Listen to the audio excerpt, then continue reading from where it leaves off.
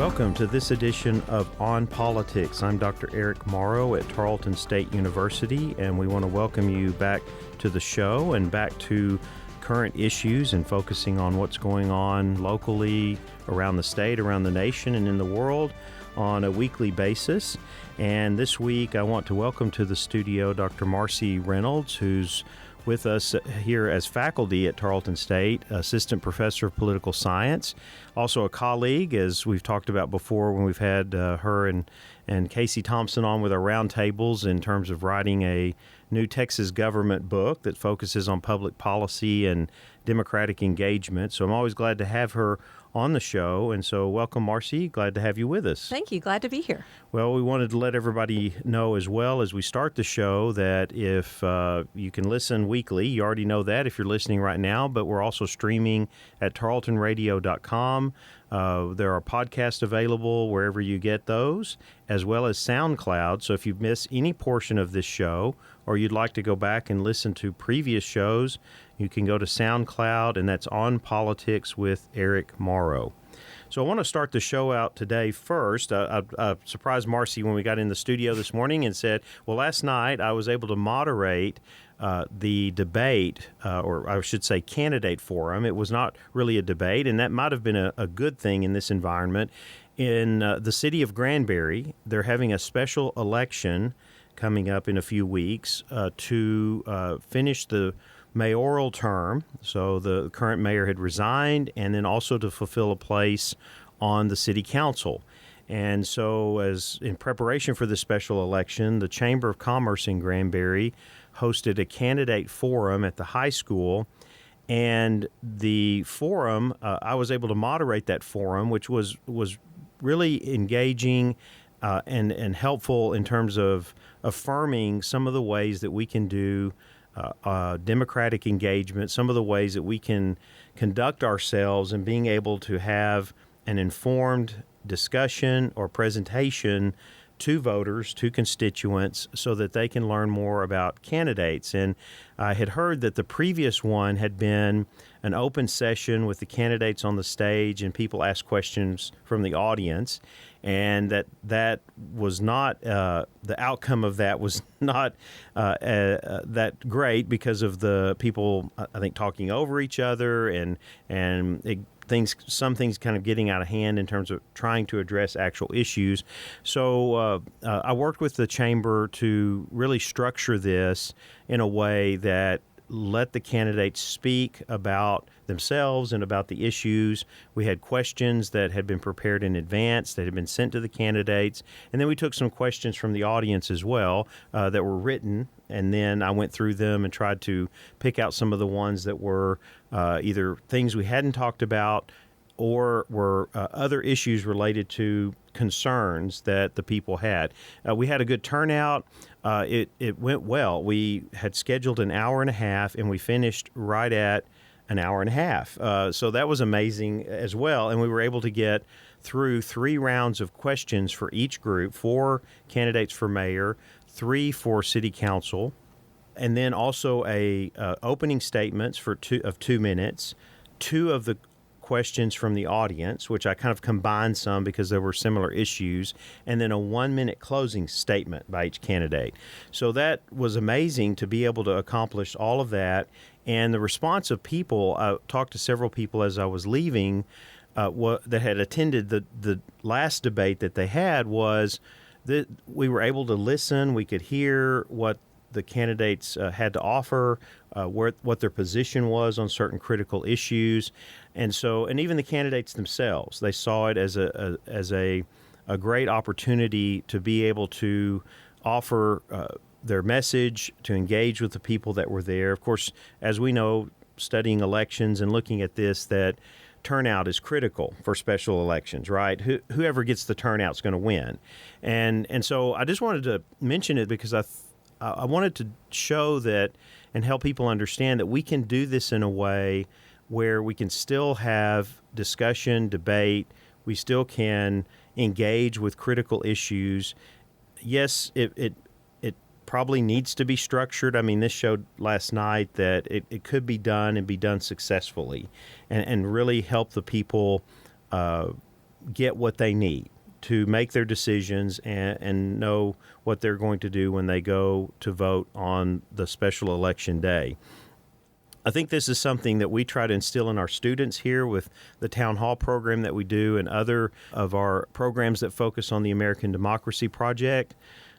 But I wanted to bring this up and bring it to the attention of our listeners, and I'll be probably talking about it for months to come because we need more things like this. We need more people willing to engage and spend the time to structure within our communities these kinds of discussions and debates that are productive, that do allow people to get more background and more information.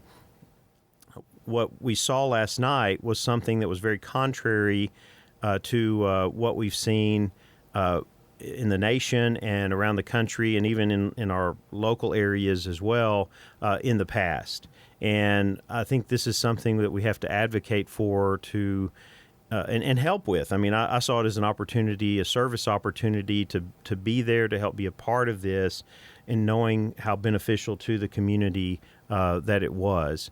And so I don't know, Marcy, I know I'm putting you on the spot here, but I don't know that we've seen other things like this. I would hope that communities around the state and around the country are looking at ways, but I think this is something maybe in higher education, something that an opportunity that we have to demonstrate some of these things and to collaborate as well in trying to bring these the value of civil discourse, the value of respect, right? For the candidates at least have enough respect. And I saw this last night, whether they like each other or not.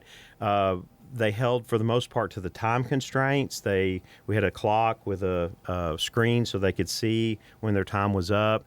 To me, it was a bright moment in the midst of the challenges that we're seeing in our country in terms of polarization and discord and people shouting over each other and not willing to have constructive engagement with the issues that are there and presenting themselves as they should to the people, right? Communicating with the people.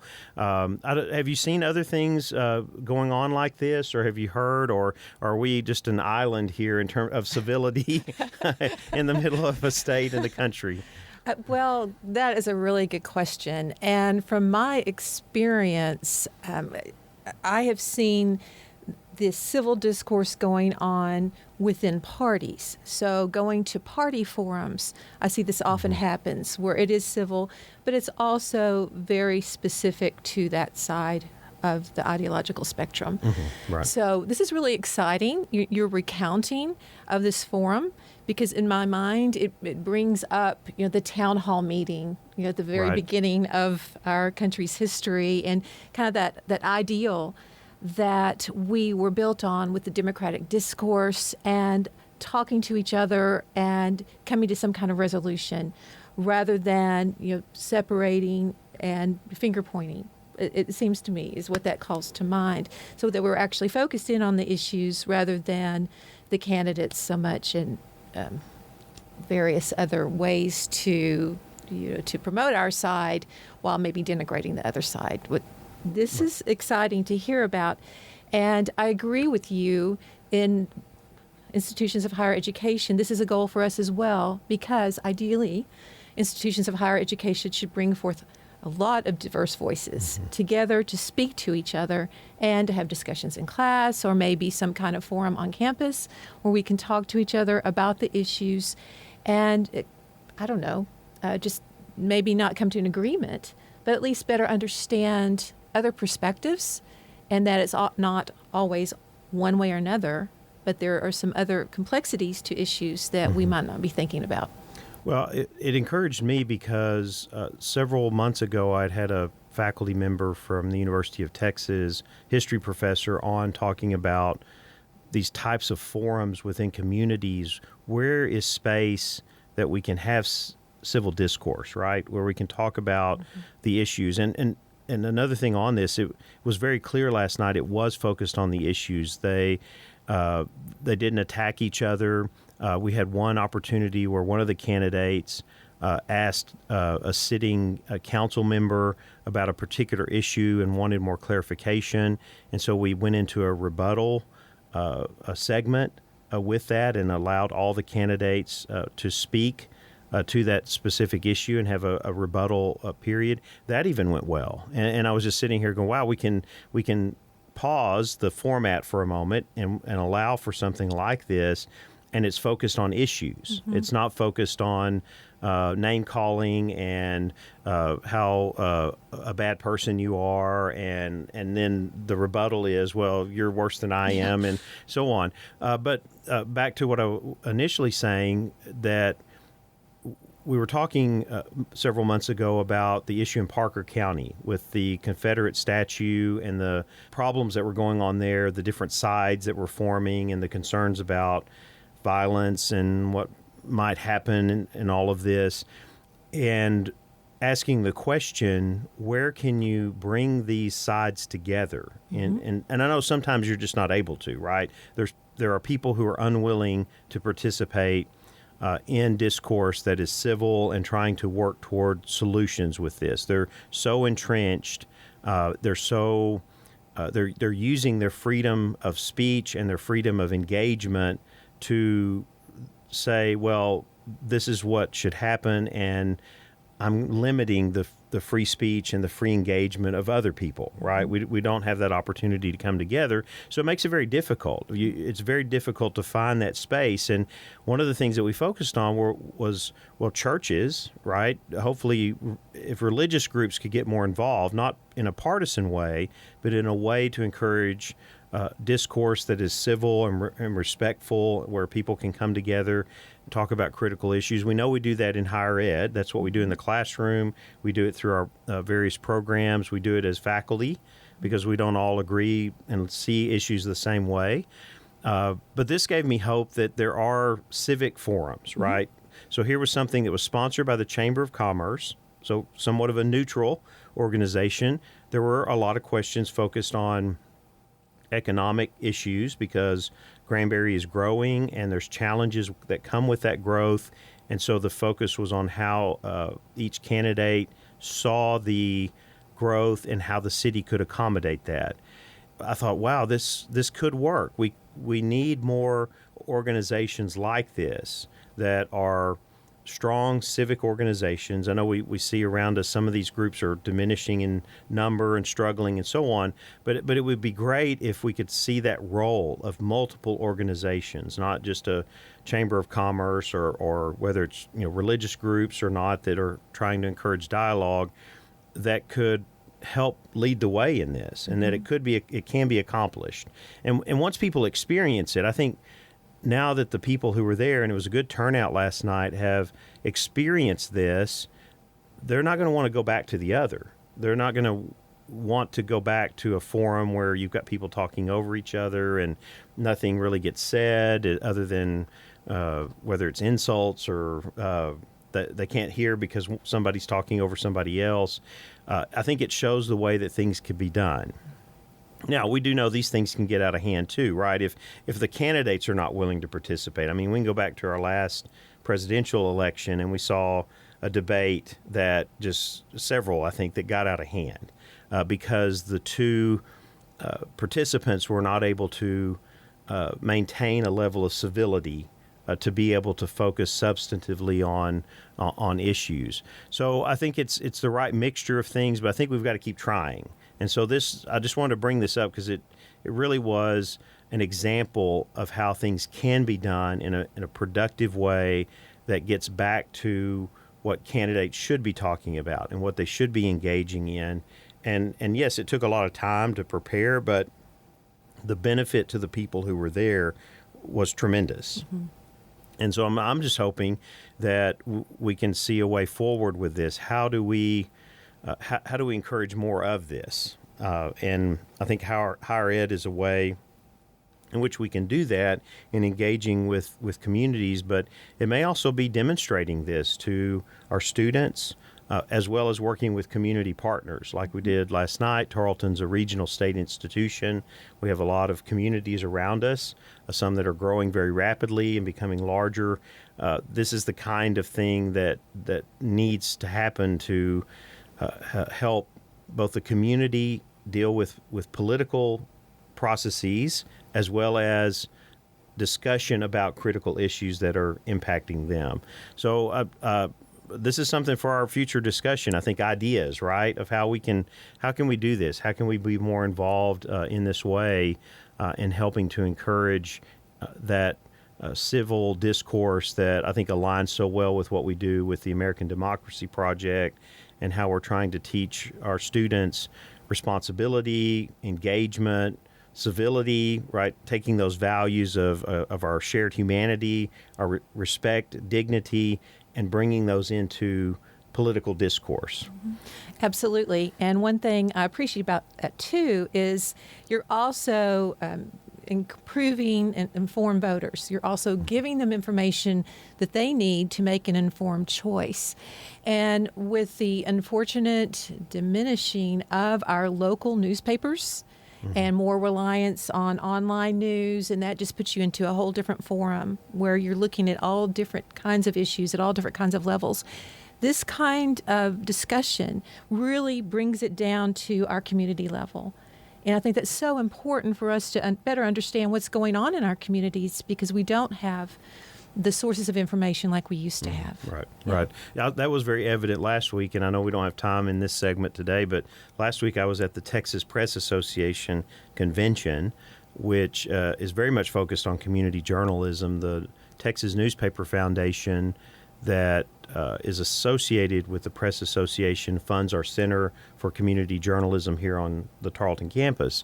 And so seeing the disparity, right? There are community newspapers that are excellent. They're maintaining circulation. They're looking at other ways of using media to connect with people who may choose to get their information through the internet or YouTube or however it may be, and trying to make sure that community news and information is getting out. But then there's a lot of communities that those newspapers have declined, and they've become less and less that source of reliable, consistent information, and I think that's a challenge. Again, I think that's working against what we saw last night. It's fortunate that Granbury, their newspaper, has been reinvigorated, and it does carry mostly local news and information, and circulation is increased there. I've met with the publisher there, and we've talked about different things about how that's happening, but that's not the norm. Right. And it's sad to see that. And so we've got to find ways, as we're working with community journalists, right, to help maybe be a part of that resurgence of local news and information. On the other side, we need, I think, forums like this that are informative, that engage people. And also, and I'll mention this because I think it's related, is that the community newspapers sometimes are limited in how far into the fray that they go, right? They don't want to, they want to appear neutral. They want to make sure they're covering things. That becomes a challenge sometimes in smaller communities, right? Depends on who, what, everybody knows everybody. And not to say that we've got a lot of journalists out there who are trying to do their best to cover these things and get information to people who may not be able to be at a city council meeting or a school board meeting and so forth.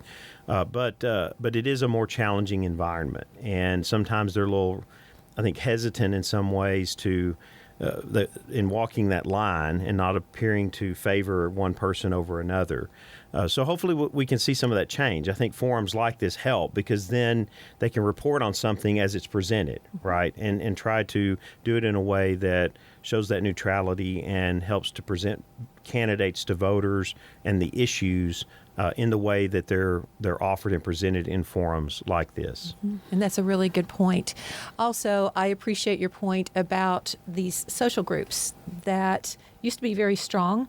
And we've seen fewer people joining those groups, well, not social, but also people who really do contribute to the community who might offer the forum that you were speaking of earlier, besides the local Chamber of Commerce. One I hope I can mention by name is the League of Women Voters, right? Yes. And they do a really good job of just sending out questions to candidates and having the candidates answer the questions, and then they present the information. But the thing is, how many people are joining the League of Women Voters anymore? And Right. yet, so that's one avenue that could be used in order to get that information out. And also, if to provide some kind of forum for the candidates to talk about the issues. Sure. I see this as another initiative to consider with the American Democracy Project is as we go back to higher ed and talk about these groups who may not have that experience in navigating a political forum like this. So is that our role to try to help provide them guidance, put out direction, be involved, like I had that opportunity last night, so that we can help them do this, help them accomplish something, and then see how it's done, see how they can still have this role that's very critical to, as we refer to in the literature, a thriving democracy, right? You can't thrive if it's always mired in discord and it's people not respecting each other, not providing the space for people to share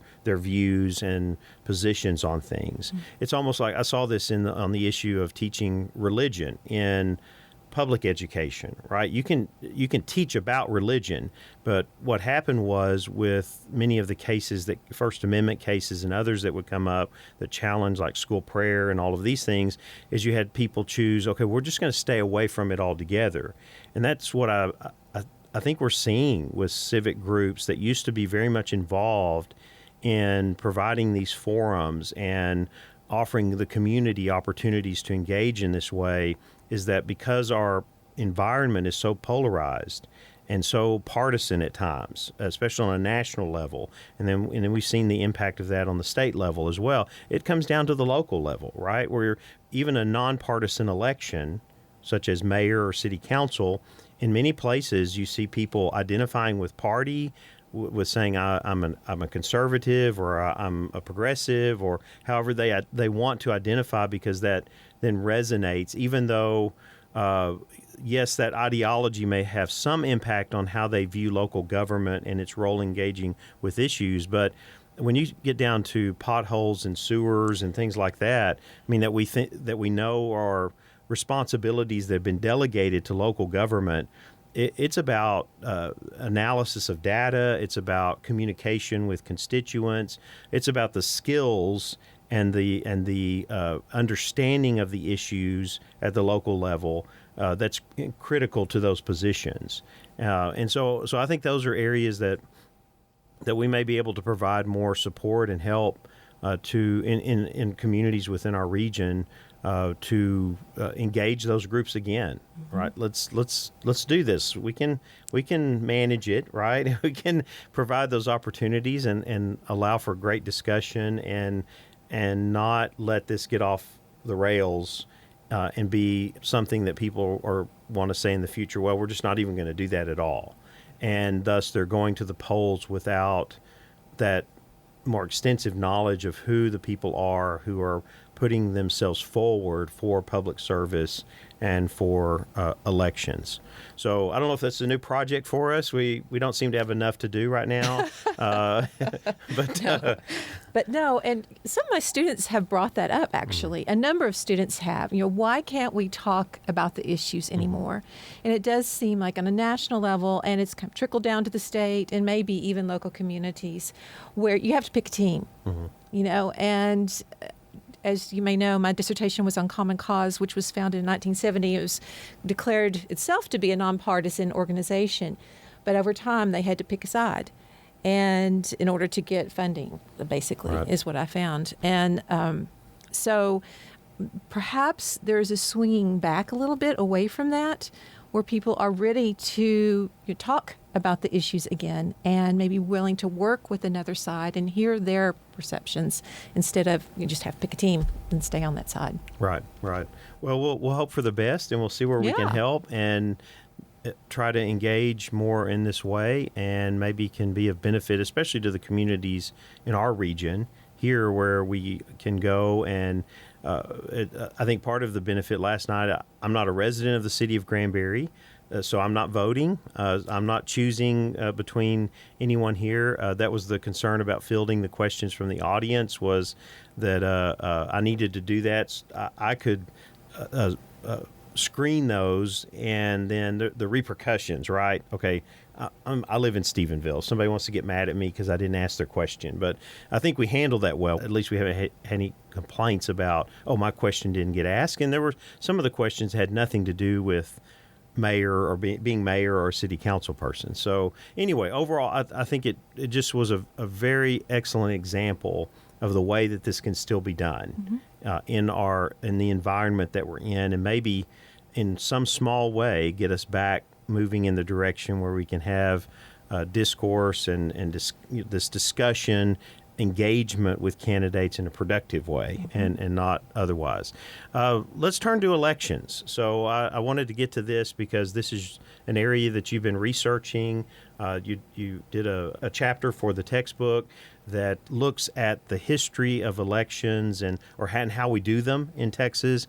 And it's great because to have you on, because I've been talking about what happened in this last legislative session with the proposed bill that would place more restrictions on local election administrators in how elections are carried out. And I put that in light of what's happening. We saw this in Oklahoma. We saw it in Georgia. And there were other states as well that were looking at, and some were successful in changing their election laws in response to what happened with the outcome of the presidential election. So, which we know became very partisan. There were people in states who were not happy with the outcome, and they were looking to their state leaders to say, okay, what happened here? Because the assumption was that this only could have happened if there was widespread fraud or lack of integrity with the election system itself. So somebody was to blame, right? So this became very political, very, very quickly, even though as we've seen in previous elections for decades, the actual evidence of fraud, the actual data is not there to support that there was a widespread fraud. And really, we have to be careful here because the blame, I think, and the focus was not so much on people were out there doing things that were the intent was to undermine the election. It was the processes that were in place that allowed for either people to vote who should not have voted, or I think some of it is, and this is not stated, is that, well, the more opportunities you provide to vote, the more people are going to vote, right? And so if you can control that, especially as you see demographic change around the country, then if you can limit the number of people voting, that can favor one group or the other. It just depends on where you are and what state you're in. Democrats are not as much focused on this because they were successful in the election in terms of getting control of the White House and control of Congress. So their attention is not on this, and thus they became the kind of the focal point of saying, okay, well, we must have had issues here with people who favored Democrats or those who were sympathetic or those who were anti-Trump or so forth.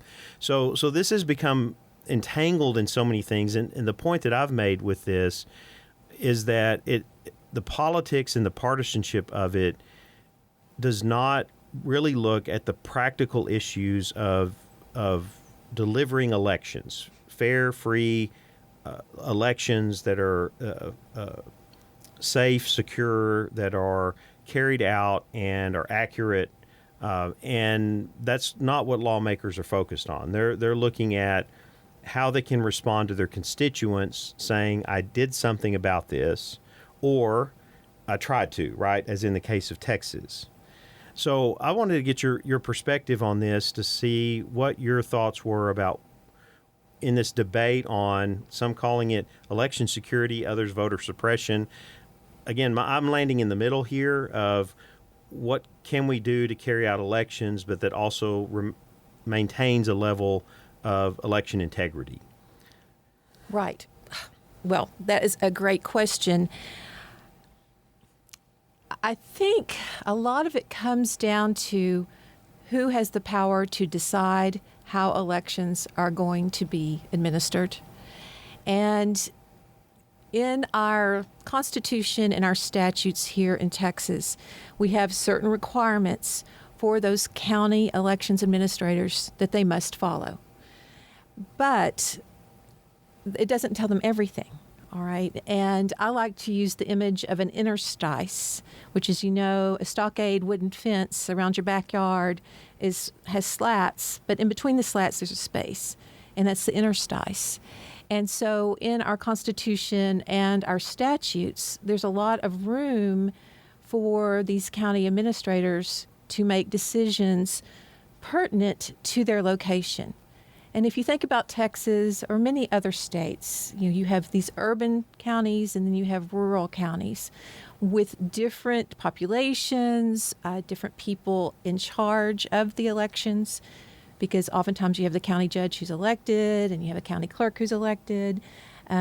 So there's different interpretations of the interstice and how much authority do they have to administer the elections. And going back to, how we look at the president and their decisions, they can be strict constructionist where you've got to follow the law exactly, or they can be loose constructionist where, well, if it doesn't say I can't do it, then I'm going to do it. And so this is an issue, I think, that the legislation that the Texas legislature is trying to get passed or did try to get passed is seeking to address to make it more clear and more structured how these county elections administrators can have an election or what they can do for the election. So that's a question I think that we need to consider, how much do we want them standardized? Especially, when you've got these counties like Harris County that covers a land territory bigger than Rhode Island that has, I think, about 7 million people living in it, versus here in Erath County, which we have a little over 1,000 square miles, and we have maybe 40,000 or so people living here. Vastly different locations and characteristics in those two counties. So would a one-size-fits-all approach work? Is the question, I think. And also, though, in 2020, we had this exceptional circumstance with the COVID-19 pandemic prior to vaccinations being widely available, so people were very concerned about voting. So then that led to these county administrators thinking about their populations and the population's concerns and reacting to that.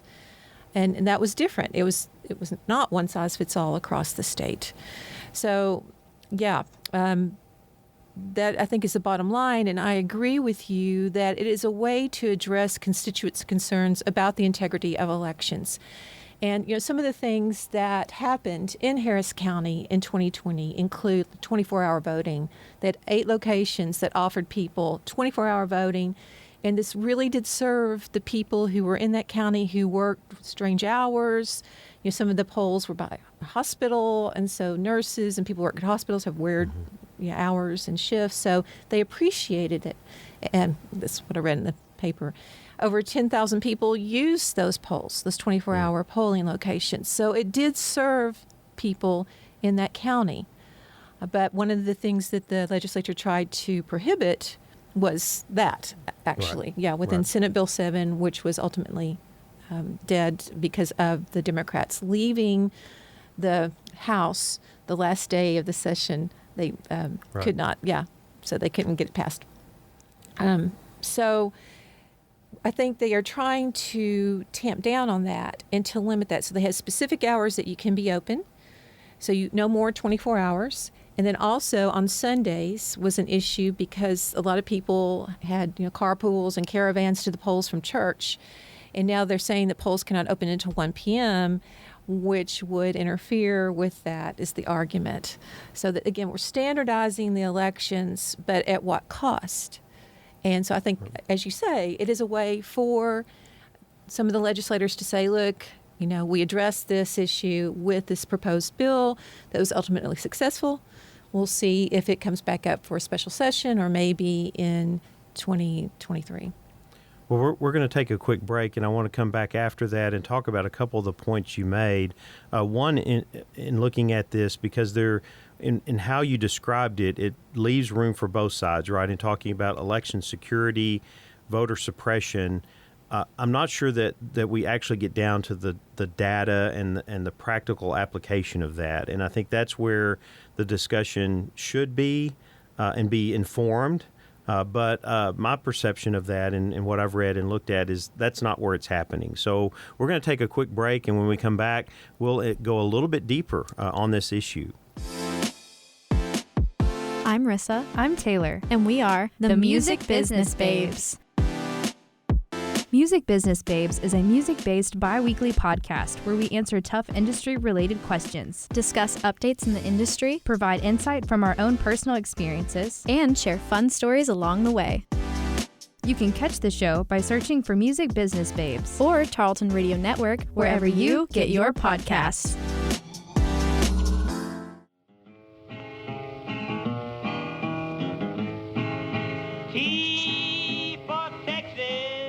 T for Texas is a Texas-based history podcast from historian Dr. T. Lindsay Baker.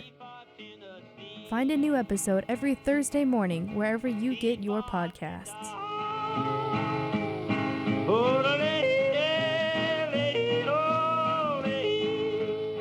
Welcome back to On Politics. I'm Dr. Eric Morrow, and in the studio today, we're glad to be back in the studio. This is great to be able to see and discuss in person with our interviewees and have them here on campus, and of course our always able and competent producer here, Taylor, is always at the board here making sure that everything goes the way it should and make sure that I don't rustle my papers, so she has to edit that out of the show. But we're talking with Dr. Marcy Reynolds, Assistant Professor of Political Science, who has spent some time focusing on voting and elections in the state of Texas.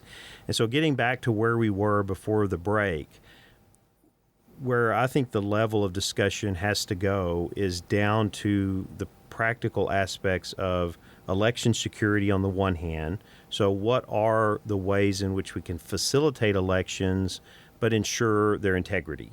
So if there are other methods and things that were employed during COVID, drive-through, different hours, 24 hours, opening the polls earlier, all of these options. Of course, a lot of focus was put on voting by mail, right? And in Texas, we have a fairly challenging system to do that. So integrity there is it's very difficult to get around that in a mass way that would have an impact on the election.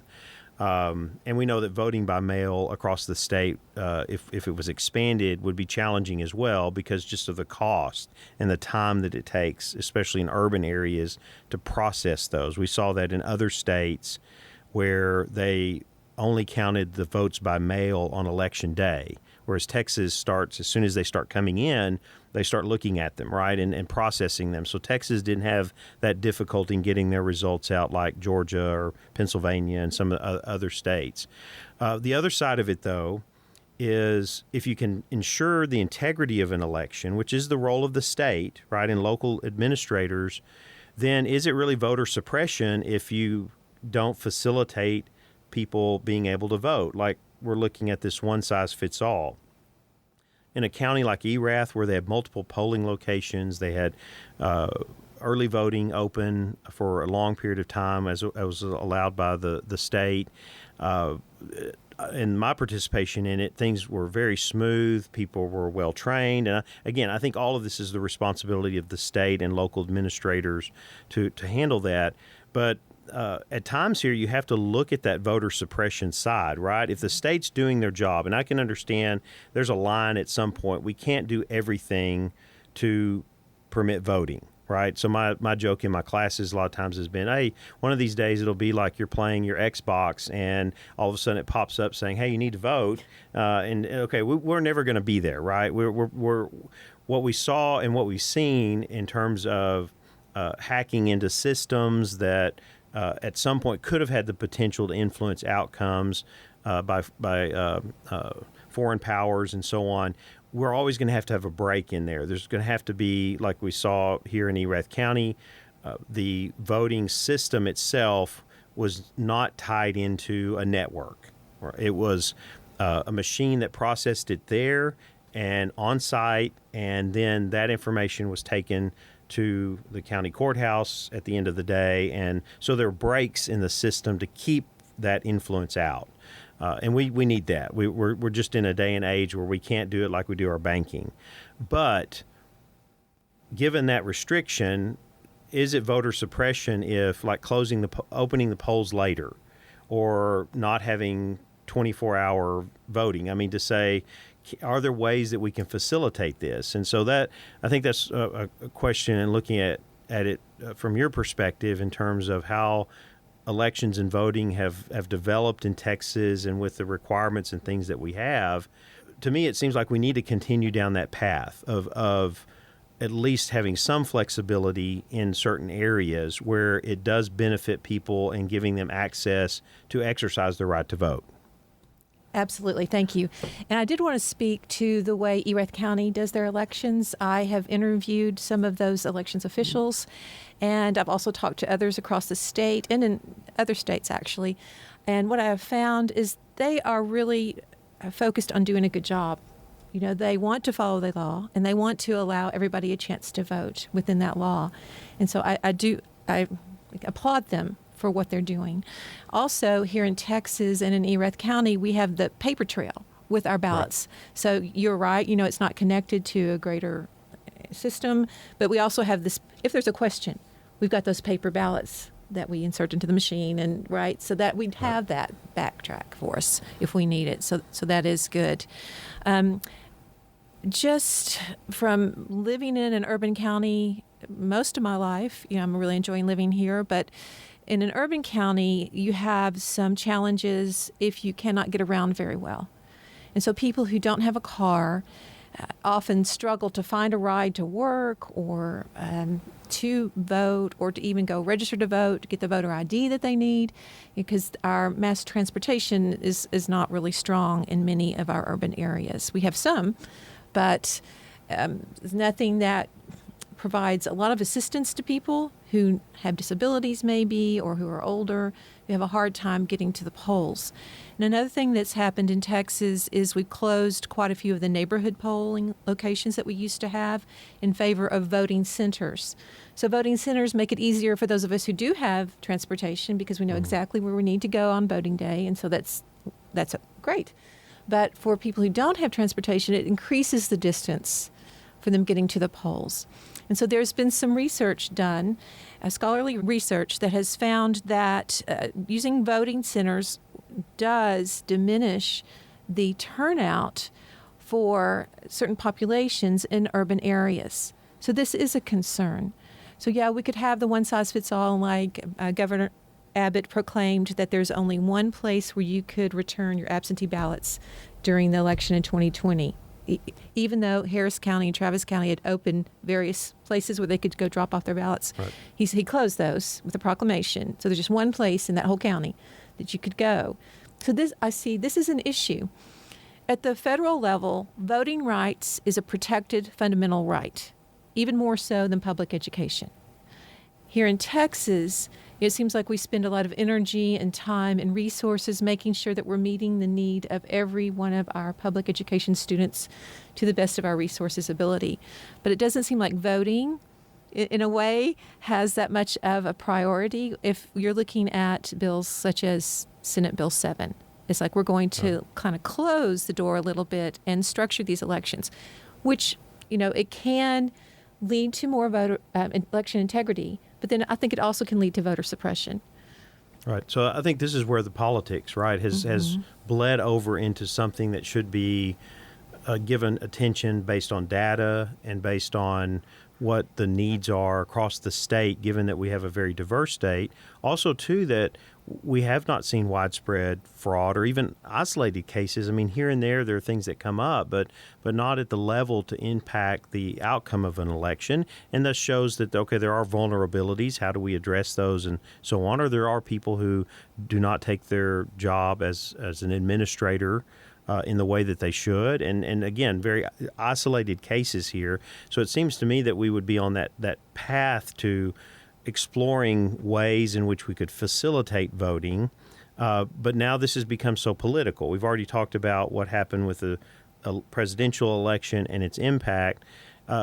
turning that here to Texas, so the session ends. The law is in the House. The Democrats leave, so there's no House version that comes through, even though it passed in the Senate. Governor wanted to sign it. He brings it up now as a possible issue for a special session. We've not heard any more about that. To me, this is like politics, if you want to say at its best, maybe, in that it is very political, right? It's being now used as very much a political issue that may connect to other things, other issues that are used to bargain for special sessions. That's what we know happens with the governor deciding what gets on the agenda. And then we know we have one in the fall on redistricting. And wow, if this thing is still around, then that could be challenging as well. Now, there are political benefits that could help both sides in that kind of bargaining over redistricting. So, I mean, we'll have to look at that. But to me, and I don't know, from your perspective, then do you see that this is now kind of fully in the realm of politics, much more than it is in actually looking at how we can administer elections that provide that access, right, to as many people as possible to exercise the right to vote? Absolutely. It's very political. Yet, I also think there's room for discussion. Mm-hmm. And are we going to allow county elections officials some leeway in order to address? I mean, that could be talked about. There are a lot of things that could be talked about. Could we offer public transportation to people who need it to the polls? There are various ways that we could do this. Could we actually let people bring their absentee ballots to more than one place within a large county with a huge, there are other ways that we could be talking about this.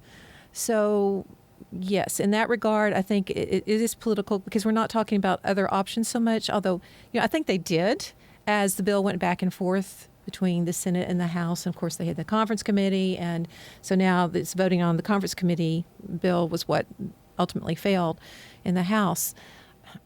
There are just other options that are not being discussed. Right. Yeah. Right. Well, and the other thing, too, is to me, this is a transitional issue. State government across the country, and especially in Texas, the level of transparency over time has increased. The professionalism, right? I mean, we can look back on the history of the state, and we can see that state governments, in the issues that the federal government had to step in, major issues in terms of applying the Constitution, that has pushed states along a line that have addressed some of those foundational issues.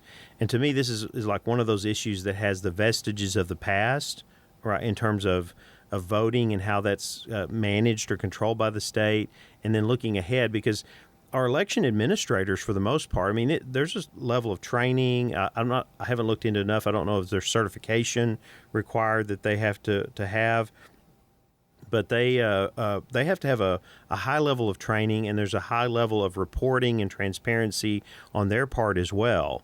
And to me, it's a shame to see across the state in some areas where they're getting drug into political discussions, right? Something happened that was wrong. We don't know what it was, but the outcome of the election was not what we wanted. Okay, well, our history in this country is we didn't get the outcome we wanted in this election, so we accept that, and then we work toward that outcome in the next election. We don't start bringing people in front of a tribunal and saying, okay, this didn't turn out the way we wanted it to. What did you do wrong? The fault lies somewhere, right? And part of that is driven by voters who are people who are so partisan in this as well that say, well, something had to happen, right? And so they're responding to their constituents in that way. To me, that's dangerous ground because we're moving this so much into a political realm and less into how do we do this fairly, effectively, engage people in exercising their right to vote and do it within reason, right? Because there are a lot of options, but we can't afford to do everything. Mm-hmm. But it seems that we're at a point where we could allow some flexibility in counties to be able to manage their elections in a way that stay within the law, right? The broader boundaries that have been set by the law, but facilitate voting. But again, as I come back to it, that's not where the discussion is. It's mired right now in all of this. And on the one hand, I'm hoping it doesn't come back up. I don't know about you. I sense that it will, because it is a huge bargaining chip when it comes to some of the things that the legislature could address in a special session, or even as we move toward redistricting. So I think it will be there. I don't think it's going to go away just yet until we get through another election cycle and see how all this actually works. I don't know if you have any thoughts on that in terms of where this may fall or what. Well, of course, it was one of Governor Abbott's items for emergency legislation, which moves that up to the top of the legislative agenda. Right. And it was also our lieutenant governors on his list as well. So both of them feel like this is important. And of course, Governor Abbott said after the session ended and we didn't pass this bill that he was going to call a special session. I mean, so obviously there's an importance that's being put on changing the policy to an extent. Going back to what you said earlier about how this is going towards a path that I'm not sure we need to go down in a way, and that yes, we need to have transparency, we need to have oversight, poll watchers, fine, let's put them there, right, that's all right. good. This partisan, if you will, questioning of the legitimacy of the election, it is very concerning to me. Because then if we question the legitimacy of our elections, where does that lead us? So, right. Yeah, that makes me nervous. It does. Yeah, it does me too, because that could come from either side going forward absolutely. in the future.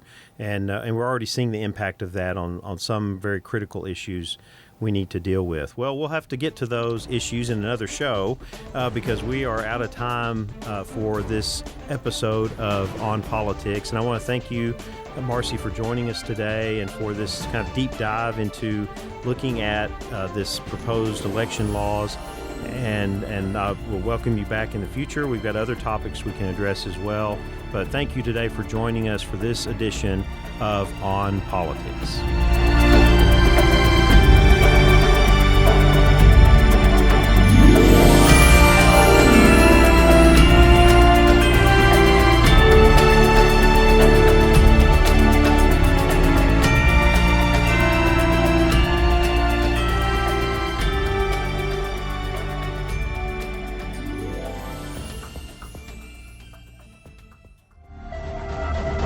This has been a Tarleton Radio Network podcast with production from me, Taylor Welch. And me, Brianna Blanks. Find more great shows by searching Tarleton Radio Network wherever you get your podcasts.